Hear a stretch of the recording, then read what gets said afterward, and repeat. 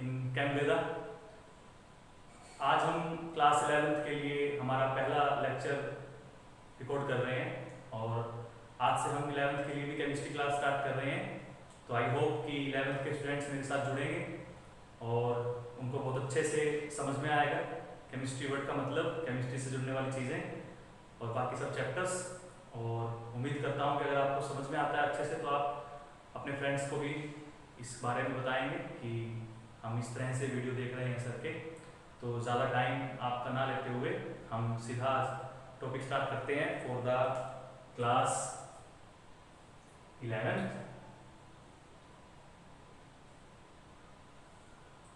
हमारा जो पहला चैप्टर है, हमारे पहले चैप्टर का नाम है some basic concepts of chemistry.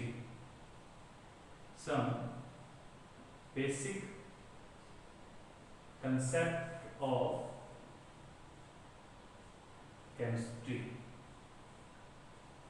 लेकिन केमिस्ट्री के कंसेप्ट को समझने से पहले हमें केमिस्ट्री को समझना होगा। What is the meaning of chemistry. अगर केमिस्ट्री के कंसेप्ट को आपको सीखना है तो केमिस्ट्री के कंसेप्ट को सीखने के लिए सबसे पहले आपको केमिस्ट्री को जानना जरूरी है। What is the meaning of chemistry. अगर आपने साइंस स्ट्रीम लिया तो साइंस स्ट्रीम की 3 ब्रांचेस होती हैं, for example biology, physics and chemistry या मैथ। अब अगर आपसे कोई पूछता है कि साइंस स्ट्रीम में केमिस्ट्री आप पढ़ रहे हो तो what is the meaning of chemistry, सबसे पहला ही वर्ड आपसे वो ये पूछ रहा है कि केमिस्ट्री का मतलब मुझे बताइए। जब आप घर अपने माता पिता से, अपने पेरेंट्स से, अपने फ्रेंड से, अपने भाई बहन से, अपने दादा दादी से बात करोगे और आज कहोगे कि आज हमने केमिस्ट्री का वीडियो देखा, तो वो आपसे पूछेंगे कि सर ने आज केमिस्ट्री में क्या पढ़ाया, तो वो कहेंगे केमिस्ट्री पढ़ाई। फिर वो पूछेंगे केमिस्ट्री में क्या पढ़ाया। तो आज आपको क्या केमिस्ट्री में पढ़ाया जाएगा, क्या समझाया जाएगा। आज केमिस्ट्री में आपको सिर्फ केमिस्ट्री का मतलब बहुत अच्छे से क्लियरली आपको बताया जाएगा कि what is the meaning of chemistry and उसके बाद केमिस्ट्री के अंदर हमें क्या क्या आगे बढ़ना है, कितना पढ़ना है, कैसे पढ़ना है। तो आई होप कि आपको मेरा पढ़ाया हुआ समझ में आएगा और आप बहुत अच्छे से इसको समझेंगे। नोट्स बनाइएगा साथ के साथ, जो मैं पढ़ा रहा हूँ वो नोट्स बहुत काम आएंगे आपके। और आपके जो डाउट्स वगैरह हैं उनको भी आप ले सकते हो। इसके लिए आपको टेलीग्राम चैनल पे मुझे ज्वाइन करना होगा। मैं उसका लिंक आपको वीडियो के डिस्क्रिप्शन में दे दूंगा। आप वहां से लिंक कनेक्ट करके और टेलीग्राम पे अपने डाउट्स जो है वो किसी भी क्वेश्चन से रिलेटेड भेज सकते हैं। इस चैनल पर आपको इसके अलावा आपके टॉपिक से रिलेटेड क्वेश्चन सीरीज भी मिलेंगी, जिन क्वेश्चन सीरीज से आप अपने डाउट्स को दूर कर सकते हैं या अपने टॉपिक को और भी अच्छा बना सकते हैं क्वेश्चन सोल्व करके। तो चलिए आज टॉपिक की शुरुआत करते हैं। सबसे पहले ही जानते हैं कि केमिस्ट्री क्या है। अगर मैं आपको बहुत आसान भाषा में समझाऊं कि केमिस्ट्री क्या है, कोई आपसे अगर राह चलता आदमी पूछ ले जिसको साइंस की नॉलेज ही नहीं है और अगर आपको उसको समझाना हो कि केमिस्ट्री क्या है तो उसे आप बहुत एक आसान सा आंसर दे सकते हो। वो आंसर क्या होगा? वो आंसर होगा कि हमारे आसपास की जितनी भी चीजें हैं जो हमें दिखती हैं या नहीं दिखती हैं, उनके बारे में जितनी भी इंफॉर्मेशन होती है बाहर की या अंदर की, वो सब इंफॉर्मेशन हमें केमिस्ट्री दे देती है। तो यानी केमिस्ट्री क्या कर रही है? केमिस्ट्री हमें इंफॉर्मेशन दे रही है हर चीज की जो हमारे आसपास एग्जिस्ट करती है, चाहे वो दिखती हो, चाहे वो नहीं दिखती हो, चाहे वो लिविंग हो या वो नॉन लिविंग हो। तो इसी बात को हमें थोड़ा सा अच्छे से समझना है कि आसपास की चीजों को हम क्या बोलते हैं। जो हमारे आसपास की चीजें होती हैं, आसपास की चीजों को हम इंग्लिश में या साइंस में हम बोलते हैं मैटर। इसका मतलब केमिस्ट्री में क्या बताएगी? इसका मतलब केमिस्ट्री हमें मैटर के बारे में इंफॉर्मेशन देती है। हमारे आसपास जितनी भी चीजें होती हैं उनको हम सबको एक वर्ड में बोल देते हैं मैटर। चाहे मैं हो गया, चाहे आपकी बुक्स हो गई, चाहे आपका फोन हो गया, चाहे आपका बेड हो गया, आपका फैन हो गया, आपके पेरेंट्स हो गए, एनिमल्स हो गए, पेड़ हो गए, सब किसमें आते हैं? सब मैटर में आते हैं। और सबके बारे में इंफॉर्मेशन कौन देता है? सबके बारे में इंफॉर्मेशन आपको मैटर देता है। ये हमारा पहला पॉइंट हो गया कि केमिस्ट्री हमें क्या बता रही है। केमिस्ट्री हमें इंफॉर्मेशन दे रही है मैटर के बारे में। दूसरा, अगर मैं मान लीजिए एग्जांपल लेता हूं कि वाटर मेरे पास एग्जांपल है जो कि एक मैटर हो सकता है। वाटर जो है, वाटर हमारा एक एग्जांपल हो सकता है मैटर का। तो अब इस वाटर के बारे में हमें क्या क्या पता होना चाहिए? सबसे पहला तो ये कि हमारे आसपास वाटर है या नहीं है, यानी कि हमारे आसपास मैटर है या नहीं है, तो वो हमने पता कर दिया। अगर वो आसपास दिखेगा तो होगा, बारिश हो रही है या तालाब में पानी है, नाली में पानी है, ग्लास में पानी है, बोतल में पानी है, पानी तो है, वो मैटर हो गया। दूसरा भी आता है यहां से निकल के कि क्या इसकी कॉम्पोजिशन होगी। कॉम्पोजिशन का मतलब है कि ये किससे बना होगा, तो उसको हम दूसरी भाषा में क्या बोल सकते हैं कि इसका केमिकल फॉर्मूला क्या होगा। तो जब भी कोई आपसे वाटर का केमिकल फॉर्मूला पूछता है तो आप वाटर का केमिकल फॉर्मूला क्या बोलते हो?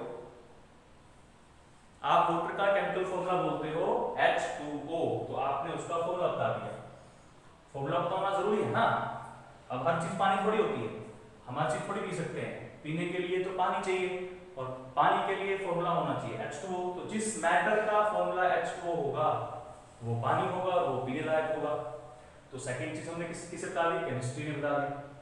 तीसरा, इस पानी की क्या क्या प्रॉपर्टीज हो सकती हैं, तो ये हमें प्रॉपर्टीज के बारे में बताता है। दो तरह की प्रॉपर्टी किसी भी केमिकल कंपाउंड की हो सकती है, किसी भी मैटर की हो सकती है। एक प्रॉपर्टी को हम बोलते हैं फिजिकल प्रॉपर्टीज। फिजिकल का मतलब क्या हो गया कि वो लिक्विड स्टेट में है, इसके अलावा उसका बॉइलिंग पॉइंट क्या है, उसका मेल्टिंग पॉइंट क्या है, उसकी डेंसिटी क्या है, वो सब क्या आती है, उसकी फिजिकल प्रॉपर्टी में आती है। रिफ्रैक्टिव इंडेक्स क्या है, जो 10th में पढ़ते हैं ऑप्टिक्स में, वो सब फिजिकल प्रॉपर्टी में आती है। और केमिकल प्रॉपर्टी भी होती है। और केमिकल प्रॉपर्टीज में क्या होता है? केमिकल प्रॉपर्टीज में होता है कि वो किससे रिएक्शन करेगा, किस केमिकल से रिएक्शन करेगा, किस केमिकल से रिएक्शन नहीं करेगा, क्या बनाएगा रिएक्शन करने के बाद या नहीं बनाएगा, ठीक है, वो उसकी केमिकल प्रॉपर्टी आती है। इसके अलावा हम क्या पढ़ते हैं मैटर के बारे में? मैटर से रिलेटेड एक चीज और पढ़ते हैं कि वो दिखने में कैसा होगा, अंदर से उसके पार्टिकल किस तरीके से अरेंज होंगे, यानी उसका स्ट्रक्चर कैसा होगा, उसकी ज्योमेट्री कैसी होगी, उसकी शेप क्या होगी मॉलिक्यूल की या कंपाउंड की। तो वो भी हमें कौन बता रहा है? वो भी हमें केमिस्ट्री जो है वो बताने में हेल्प करती है। तो पूरी 11th और 12th की केमिस्ट्री जब आप पढ़ोगे, अच्छे से देखोगे केमिस्ट्री के सिलेबस को, तो आपको ये दिखेगा कि हर सिलेबस में, हर चैप्टर में हम मैटर को ही पढ़ रहे हैं, चाहे वो डायरेक्टली पढ़ रहे हो चाहे वो इनडायरेक्टली पढ़ रहे हो। मैटर से रिलेटेड कुछ टर्म्स पढ़ सकते हैं, हीट हो गई, एनर्जी हो गई, या उनका कोई बिहेवियर पढ़ सकते हैं, उनकी कोई केमिकल प्रॉपर्टीज पढ़ सकते हैं, कितने टाइप के मैटर हो सकते हैं वो पढ़ सकते हैं, उनसे रिलेटेड कुछ रूल्स पढ़ सकते हैं। तो वो सब बातें हम केमिस्ट्री के अंदर जो है मैटर से रिलेटेड पढ़ते हैं। अच्छा, अब एक खास बात, अब एक 9th या 10th क्लास के अंदर हम एक रूल पढ़ते थे जिसको कहते थे law of conservation of mass. इसका क्या मतलब था कि हम मास को ना तो बना सकते हैं ना डिस्ट्रॉय कर सकते हैं, सिर्फ चेंज कर सकते हैं। या मैटर के बारे में अगर कहें तो मैटर को हम एक फॉर्म से दूसरी फॉर्म में बदल सकते हैं, उसको खत्म या बना नहीं सकते हैं। मतलब कुछ रूल ऐसे हैं जो डिसाइड कर रहे हैं कि मैटर का क्या होगा, मैटर का कुछ बदलाव होगा कि नहीं होगा, कुछ रिएक्शन करेगा कि नहीं करेगा, वो सब बातें है ना। तो यहां से हम यही बोल सकते हैं कि ये हमें कुछ सर्टेन रूल बताएगा, फिक्स रूल बताएगा, सम सर्टेन रूल और लॉ जो ये डिसाइड करते हैं कि हमारा मैटर कुछ चेंज ला सकता है अपने अंदर या नहीं ला सकता है। तो आई थिंक आपको यहां से थोड़ा सा आइडिया आ गया होगा। अगर आपसे कोई पूछता है कि केमिस्ट्री क्या है तो आप उसको बता सकते हो कि केमिस्ट्री जो है, केमिस्ट्री एक ऐसी साइंस की ब्रांच होती है जिसके अंदर हम मैटर के बारे में पढ़ते हैं। मैटर क्या होता है? हमारे आसपास की चीजों को हम मैटर बोलते हैं, जो हमें क्या बताती है मैटर। उसके बाद उसका फॉर्मूला क्या होगा या उसकी कंपोजिशन क्या होगी। हर चीज की कंपोजिशन अलग होती है, हर मैटर की कंपोजिशन अलग होती है। इसके अलावा उसकी प्रॉपर्टीज दो तरह की हो सकती है, फिजिकल प्रॉपर्टी और केमिकल प्रॉपर्टीज। इसके अलावा कैसा दिखता है, उसका स्ट्रक्चर कैसा होगा, वो हमें बताएगा। और इसके अलावा कुछ ऐसे रूल्स हम पढ़ेंगे, कुछ ऐसे लॉ हम पढ़ेंगे जो हमें ये बताने में, डिसाइड करने में हेल्प करेंगे कि क्या मैटर में कोई चेंज आ सकता है, नहीं आ सकता है, कोई बदलाव हो सकता है, नहीं हो सकता है। क्लियर? तो यहां से हमें डेफिनेशन मिल गई किसकी? केमिस्ट्री की। तो हम केमिस्ट्री की डेफिनेशन जो है वो अब लिखते हैं ताकि आप अपनी नोटबुक में जब चैप्टर को स्टार्ट करो तो स्टार्ट करने पे जब आप सबसे पहला क्वेश्चन बनाओगे तो वो बनाओगे व्हाट इज केमिस्ट्री। नोट्स बनाओगे ना, तो नोट्स बनाते टाइम पे आप केमिस्ट्री डेफिनेशन क्या लिखोगे कि chemistry is a branch of science which deals with the study of matter, है ना। इसके अलावा इसकी कॉम्पोजिशन, इसके अलावा इट्स प्रॉपर्टीज, इसके अलावा इट्स स्ट्रक्चर, ठीक है। और क्या पढ़ोगे, एंड सम सर्टेन रूल्स या law which decide any change in matter। तो ये आपका डेफिनेशन आपको देगी हमें, जो क्या करेगी, जो आपको केमिस्ट्री की डेफिनेशन देगी। आई होप कि आपको समझ में आ गई होगी, बोर नहीं हो रहे होंगे या कुछ इंटरेस्टिंग सा लग रहा होगा।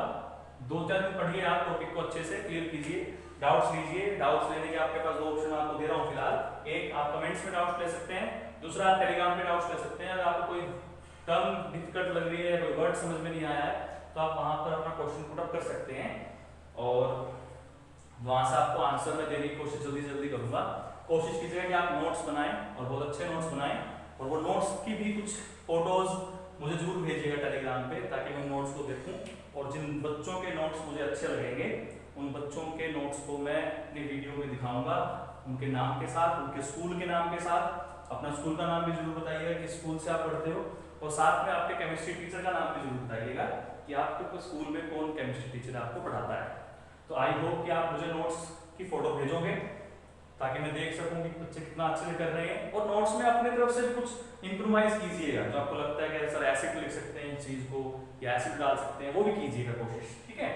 तो आगे थोड़ा सा हम पढ़ते हैं। तो आई होप कि यहाँ तक आपको समझ में आया होगा अच्छे से, डाउट तो नहीं होगा कोई भी। फ्री होके पढ़िए, बिल्कुल आराम से सोफे पे लेट के, पैर पसार के, हाथ में पकड़ के फोन, ईयरफोन लगा के कान में, ऐसे भी सुन सकते हो। और सीरियस होके पढ़ना है तो टेबल पे रखिए फोन, सामने रखिए नोटबुक, और वीडियो को कर लीजिए थोड़ा सा स्लो, ताकि मेरी आवाज थोड़ी धीमी हो जाए, जिससे आपको लिखने का टाइम मिल जाए, तो आप उसको साथ के साथ लिख भी सकते हो, ठीक है। तो मैं आपको सब तरीके बता रहा हूँ कि नोट्स बन भी कैसे सकते हैं। वीडियो से नोट्स बनाना मुश्किल काम नहीं है, बहुत इजीली बन जाते हैं, बस थोड़ा सा आपको सीखना आना चाहिए। चलिए, तो अब केमिस्ट्री में हमने एक वर्ड पढ़ा सबसे पहले, मैटर। तो आज हम डिस्कस करते हैं अबाउट द मैटर, कि मैटर होता क्या है। अभी बताया मैंने आपको कि मैटर होता क्या है। क्या होता है मैटर, क्या होता है अभी बताया। हमारे आसपास की कोई भी ऐसी चीज जो हमें दिखती है, उसको मैटर कह सकते हैं। कब उसको मैटर कहेंगे, तब जब उसके अंदर वजन होगा।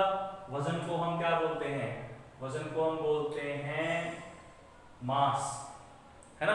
और दूसरी खास बात क्या होगी, दूसरी खास बात ये होगी कि उसको जगह घेरनी होगी, यानी कि वॉल्यूम भी होनी चाहिए। तो ऐसी कोई भी चीज, एनीथिंग विच हैव मास, जिसके पास वजन होगा, और दूसरा क्या होगा, जो जगह घेरती होगी, स्पेस ऑक्युपाई करती होगी, वॉल्यूम होगी जिसके पास, उसको हम क्या बोल सकते हैं, उसको हम मैटर बोल सकते हैं। ये सब बातें बेटा आपने 9th 10th क्लासेस में पढ़ी हैं।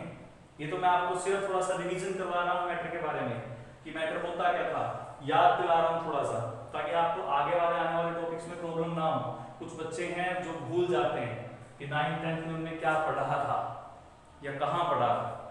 तो इसीलिए मैं आपको थोड़ा सा बस याद दिलवा रहा हूँ, ताकि आपको किसी प्रकार की कोई भी प्रॉब्लम इसमें ना आए, ठीक है। तो डेफिनेशन क्या बनती है मैटर की, यहां से डेफिनेशन बनती है anything which have mass and occupy space, ठीक है। occupy space is called called matter. ठीक है, समझ में आ गया? तो मैटर की डेफिनेशन आ गई। एग्जांपल बहुत सारे हमारे आपके सामने, मैंने भी दिए थोड़े टाइम पहले। क्या आपकी बुक एक मैटर है, क्योंकि इसमें वजन बहुत होता है। इतना वजन होता है बच्चों को उठाने का मन भी नहीं करता है, बैग में डालने का मन भी नहीं करता है, इतना सारा वजन है कैसे लेके जाएं स्कूल के अंदर इसको। तो इसका मतलब वो एक बहुत बढ़िया मैटर है ना। जगह भी गिरती है बैग में, 2 बुक आ जाती है, इसकी बुक आती नहीं है, 4 आ जाए तो 5 आती नहीं है, क्योंकि जगह गिर रही है बैग की। तो बुक आपको सबसे बेटर याद रहेगा, क्योंकि इससे आपको बहुत थोड़ी सी नफरत सी हो जाती है, अच्छा नहीं लगता आपको बुक के साथ घूमना। फोन के साथ अच्छा लगता है घूमना, फोन में वजन भी नहीं होता और चीजें भी सारी मिल जाती हैं आजकल, है ना। लेकिन बुक्स को पढ़ना बहुत जरूरी है, बुक्स पढ़ोगे ही तभी आपको बेटर लगेगा, बुक्स आपकी बहुत अच्छी फ्रेंड्स बन सकती है। और चलो आपका फोन ही ले लेते हैं, आपको फोन पसंद है तो फोन ही लेते हैं, फोन भी एक मैटर है ना। आपकी आपकी बुक्स हो गई, फोन हो गया, आपका टेबल हो गया, वो सब क्या आते हैं, वो सब आपके मैटर में आते हैं ना। अब एक खास बात देखिए, मैं आपको एक पोएम सुनाता हूँ, छोटी सी पोएम। पोएम क्या है, वो ये है कि एक मैटर बहुत सारे मैटर्स को मैटर के ऊपर मैटर की हेल्प से मैटर पढ़ा रहा है ना। कितनी अच्छी पोएम है। दोबारा आ जाए, क्या कह रहा हूं, एक मैटर बहुत सारे मैटर्स को मैटर के ऊपर मैटर की हेल्प से मैटर पढ़ा रहा है ना। आया ना मजा? देखो कितनी अच्छी पोएम सुनाई मैंने, मेरे को तो ऐसी पोएम आती है छोटी छोटी। तो आई होप कि आपको भी मजा आ रहा होगा पढ़ने में। तो हमने आज सीखा कि मैटर होता क्या है। अब थोड़ी सी इसकी खास बातें समझते हैं कि मैटर के अंदर क्या क्या खास बातें हो सकती हैं जो आपको पता होनी चाहिए, है ना। तो आज वो बातें हम सीखते हैं। अब आपको ये कैसे पता चलेगा कि आपके आसपास कोई मैटर है या नहीं है? नेक्स्ट क्वेश्चन दिमाग में ये आता है कि आपको कैसे पता चलेगा इस बात के बारे में कि आपके पास कोई मैटर है या नहीं है? देख के बताओगे या तो दिखेगी कोई चीज। मान लीजिए मैं आपकी आंखों में पट्टी बांध देता हूं, तो आंखों में पट्टी बांधने के बाद कैसे बताओगे? छू के बताओगे। चलो हाथ भी बांध दिए, फिर क्या करोगे? सुन के बताओगे। चलो कान भी बंद कर दिए, फिर कैसे बताओगे? फिर सूंघ के बताओगे। नाक भी बंद कर दी, क्योंकि सब नाक तो मत बंद करो, सांस रुक गया तो मर जाएंगे, फिर मैटर नहीं बन जाएंगे। तो इसका मतलब ये है कि अगर आपको आसपास की चीजों के बारे में पता करना है तो आप अपनी 5 सेंसेस की हेल्प लेते हो, और उन 5 सेंसेस की हेल्प से आप बताते हो कि आपके आसपास कोई चीज है या नहीं है। और वो 5 सेंस कौन सी होती है? Eyes, nose, ear, touch and taste. तो ये 5 सेंसेस की हेल्प से आप बता सकते हो कि मैटर होता है या नहीं होता है। तो पहला पॉइंट यहां से मैटर के बारे में क्या निकल के आता है? ये निकल के आता है कि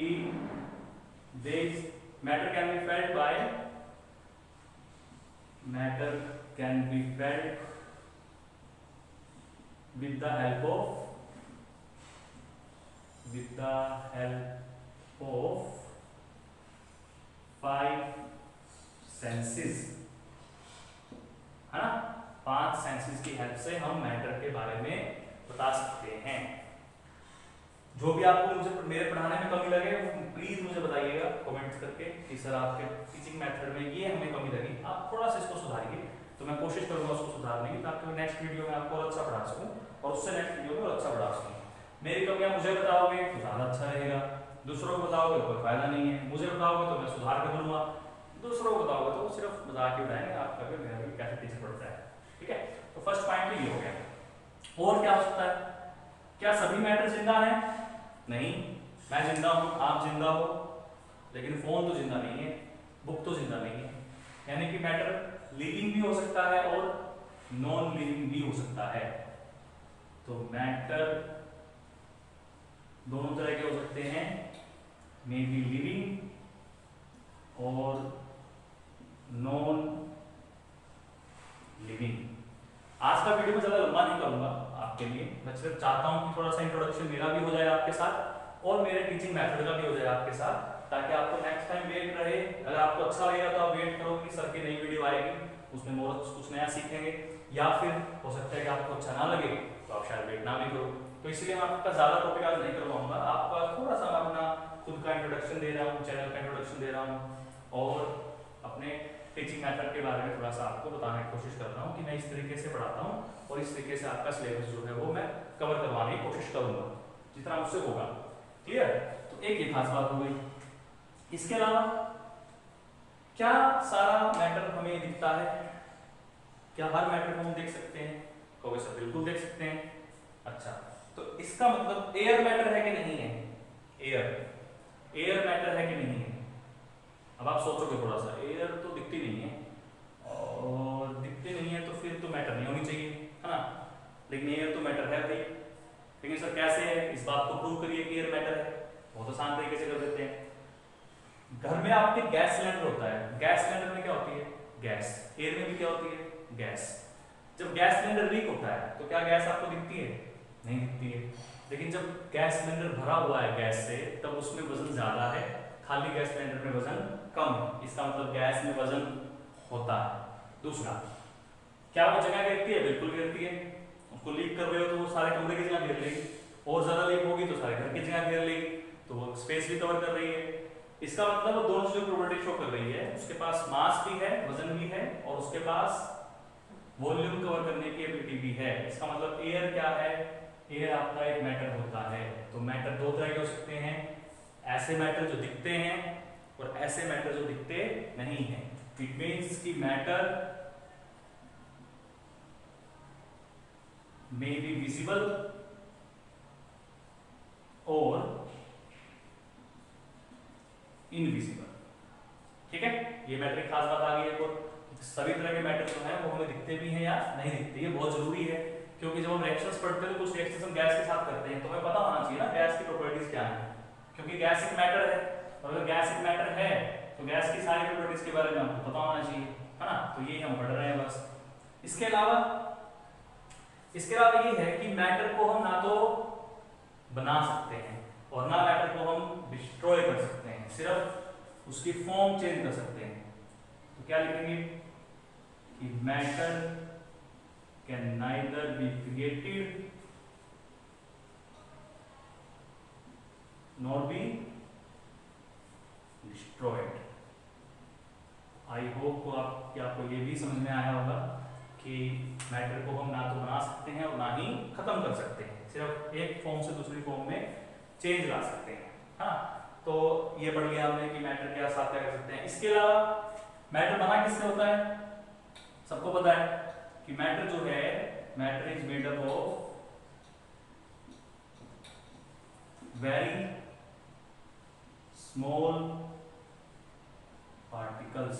very small particles. Small particle कैसे? एटम हो गए, मॉलिक्यूल हो गए, आयंस हो गए, इलेक्ट्रॉन प्रोटॉन हो गए। हाँ, इलेक्ट्रॉन प्रोटॉन से एटम बनता है, उनसे फिर मॉलिक्यूल बनते हैं, उनसे फिर आयन कंपाउंड बनते हैं। तो सबसे छोटे पार्टिकल क्या हो गए? वैसे इलेक्ट्रॉन प्रोटॉन हो गए। तो मैटर किससे बनता है? मैटर हमारा बहुत स्मॉल पार्टिकल से मिलकर बना होता है।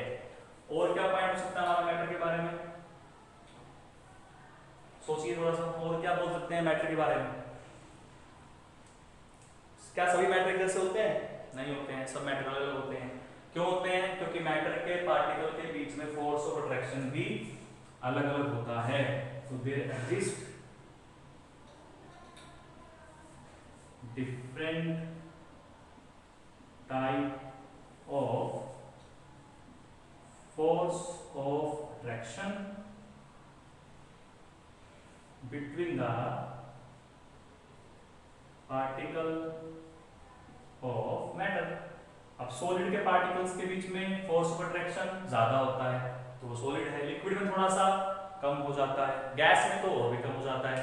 तो मैटर के पार्टिकल्स के बीच में क्या होता है? डिफरेंट टाइप्स के फोर्स ऑफ अट्रैक्शन जो है वो आपके एग्जिस्ट कर सकते हैं। इसके अलावा और क्या पॉइंट हो सकता है? सोचिए, वैसे तो पॉइंट आ चुका है, इसमें हम डाल सकते हैं उस पॉइंट को कि क्रिएट कर सकते हैं, डिस्ट्रॉय कर सकते हैं। लेकिन आप कहो तो मैं ये बोल सकता हूँ कि मैटर आर इनडिस्ट्रक्टिबल।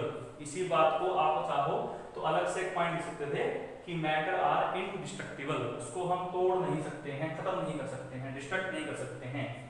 ठीक है, तो ये हमने सीखा कि मैटर क्या होता है। आज के टॉपिक में हमने सीखा कि what is the meaning of chemistry. Chemistry हमें पूरे 12th 11th में या पूरे जब तक आप साइंस पढ़ोगे तो फिर क्या सिखाएगी? मैटर के बारे में, उसकी कंपोजिशन, उसकी प्रॉपर्टीज, उसका स्ट्रक्चर और रूल्स। फिर हमने सीखा कि मैटर होता क्या है और मैटर की कुछ खास खास बातें क्या होती हैं, कैरेक्टरिस्टिक्स क्या हो सकती हैं मैटर की, वो हमने सीखी। अब नेक्स्ट टॉपिक आपका आता है कि मैटर कितने टाइप का हो सकता है, यानी हेडिंग क्या बनती है टॉपिक की, हेडिंग बनती है क्लासिफिकेशन ऑफ मैटर, कि मैटर कितने तरह का हो सकता है, ये हमारा नेक्स्ट टॉपिक होगा। लेकिन ये टॉपिक मैं आपको आज नहीं करवा रहा हूँ, ये टॉपिक मैं छोड़ रहा हूँ आपका नेक्स्ट वीडियो के लिए, क्योंकि जब आप मुझे इस यहाँ तक के इस वीडियो पर रिस्पॉन्स बहुत अच्छा दोगे तो मैं आपको नया टॉपिक करवाऊंगा, क्योंकि मुझे पता चलेगा कि आपको मेरा टॉपिक कितना समझ में आया है, कितना आपको मजा आया है पढ़ने में, कितना इंटरेस्ट आपको आया टॉपिक में। उसके बाद मैं आपको इस टॉपिक से स्टार्ट करवाऊंगा आगे, और आई होप कि आपको आज वाला टॉपिक समझ में आया होगा अच्छे से। डाउट लीजिएगा अच्छे से, जो भी आपको समझ में ना आए, कुछ अदर पॉइंट आपको मिले तो मुझे बताइएगा कमेंट्स में कि सर आपने ये पॉइंट नहीं बताया था, ये भी बता सकते थे आप, मैं वो भी बिल्कुल बताऊंगा, कोशिश करूंगा। डाउट्स लीजिएगा, दोबारा से फिर कह रहा हूँ, और चैनल को मेरे को आप लाइक कीजिए, और मेरी फीस मैं पढ़ा रहा हूँ तो नॉर्मल सी बात, थोड़ी बहुत फीस तो मेरी बनती है, और मेरी फीस सिर्फ थोड़ी सी है, एक सब्सक्राइब, जिसमें आप पूरा 11th का सिलेबस कर जाओगे सिर्फ एक सब्सक्राइब करने से, ज़्यादा कुछ नहीं करना आपको। सेम बात मैं 12th के बच्चों को बोल रहा हूँ कि वो भी सिर्फ एक सब्सक्राइब दे सकते हैं, इससे ज़्यादा कुछ नहीं है, बिल्कुल फ्री ऑफ कॉस्ट पड़ता है आपको।